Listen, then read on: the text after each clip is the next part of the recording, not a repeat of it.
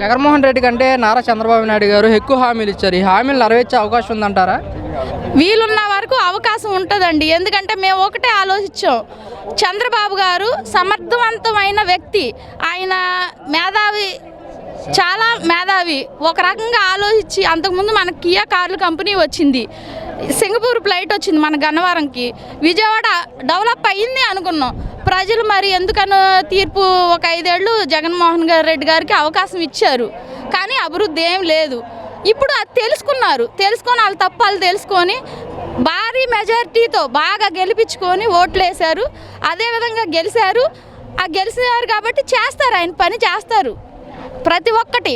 కాకపోతే ఇప్పుడున్నది ఏంటంటే ఆర్థిక వ్యవస్థ బాగా దెబ్బతినింది. లోటు బడ్జెట్లో నుంచి అంటే రాష్ట్రం విడిపోయి 2 ముక్కలు అయ్యి దాన్నే అంతవరకు లాక్కొచ్చిన చంద్రబాబు గారు ఇప్పుడు చేయలేరా? ఈ హామీలు చేయలేరా? చేస్తారు, ప్రతి ఒక్కటి చేస్తారు. కాకపోతే కొంచెం లేట్ అయితే అవ్వచ్చు. ఎందుకంటే జగన్ గారు ఏం ఆస్తులు ఎవరికి ఏం తాకట్టు పెట్టారో తెలీదు, ఏం చేశారో తెలియదు కదా.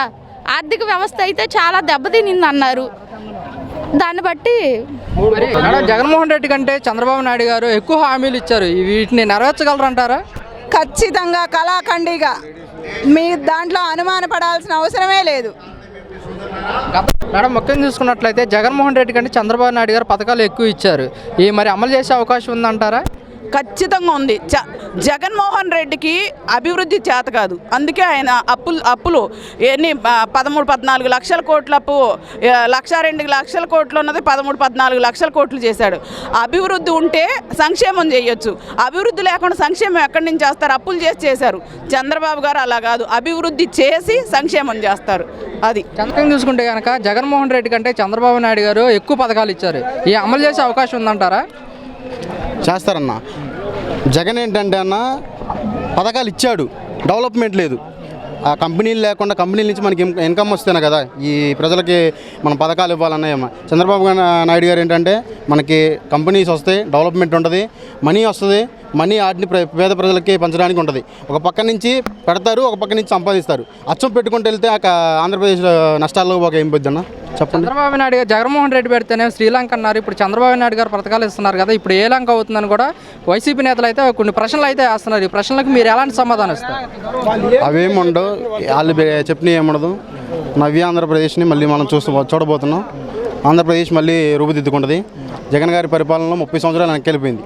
మళ్ళీ అది మొత్తం తీసుకురావాలంటే పవన్ కళ్యాణ్ గారు, చంద్రబాబు గారు కలిసి ఈ కూటమి అంతా పైన నరేంద్ర మోడీ గారు ఉన్నారు, మళ్ళీ ఆంధ్రప్రదేశ్ని రూపుదిద్దుకునేలా చేస్తారు.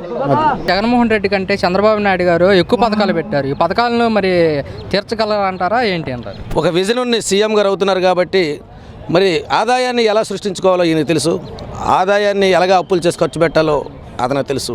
అందుకు విజన్ ఉన్న చంద్రబాబు నాయుడు గారు ఏ రకంగా అయినా సరే ఆదాయాన్ని పెంచుకొని ఈ యొక్క కార్యక్రమాల్లో అంటే ఈ ప్రజలకు ఇవ్వాల్సిన పథకాలన్నీ కూడా సంక్షేమ పథకాలే కాదు, అభివృద్ధిని కూడా చేయగలరనే సత్తా ఉన్న నాయకుడు ఒక్క చంద్రబాబు నాయుడు గారని ప్రజలందరూ కూడా నమ్మి ఆయనకి ఏకపక్షంగా ఒక అవకాశం ఇవ్వడం జరిగింది.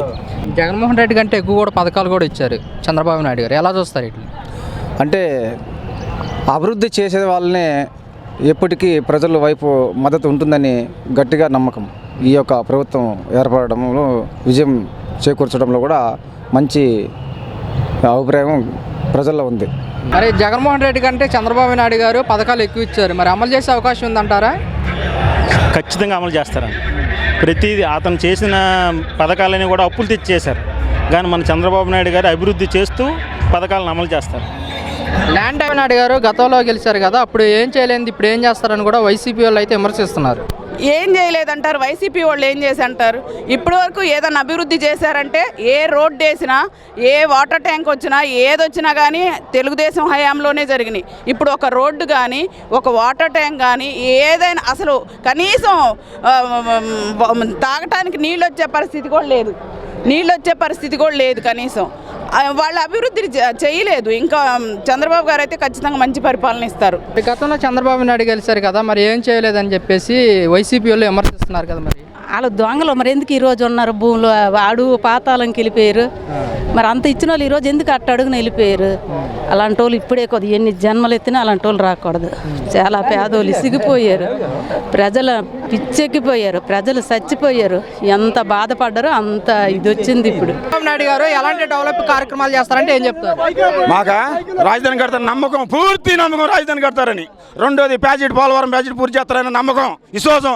రోడ్ల మీద దుమ్ము దొరకకుండా చేస్తారని గ్యారంటీ, మా సంతోషం మా మనుషుల్లో ఉంది. రోడ్ల మీద దుమ్ము కూడా దొరకదు, అంత నీట్గా ఉంటాయి. మా సార్ మీద ఉన్న మా నమ్మకం, అభిమానం అది సార్.